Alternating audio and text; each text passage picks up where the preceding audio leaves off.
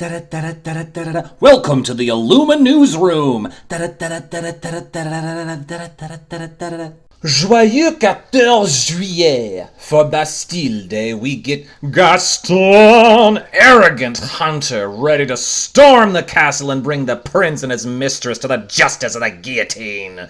That was the plot of Beauty and the Beast, right? He's a 4-2 with a 0 lore for 2 ink. Incroyable! How is this possible? Well, he's permanently reckless. This is very interesting. He's a 2-drop that you probably don't want to play very often on turn 2, as you'd rather he trade up with something more expensive, because reckless doesn't just mean he can't quest, it means he has to challenge every turn. So if the only possible target is Flounder, well, I guess the guillotine is making sushi. We now know what makes Le Fou Bumbler cheaper, which seems to encourage an Amber Ruby villain deck, perhaps? If you did play Gaston on turn 2, you could throw down 3 Le Fous on turn 3, though I'm not sure how practical that would be. Also, with 4 strength, Gaston can defeat both iterations of the beast we've seen, which is very fitting. Before I get into how this affects my guesses, we also got some confirmations on collection numbers. It was revealed that Goofy Daredevil is 111, and Sergeant Tibbs is 124. We also got the full card for Healing Glow, but its collection number was already defined alphabetically.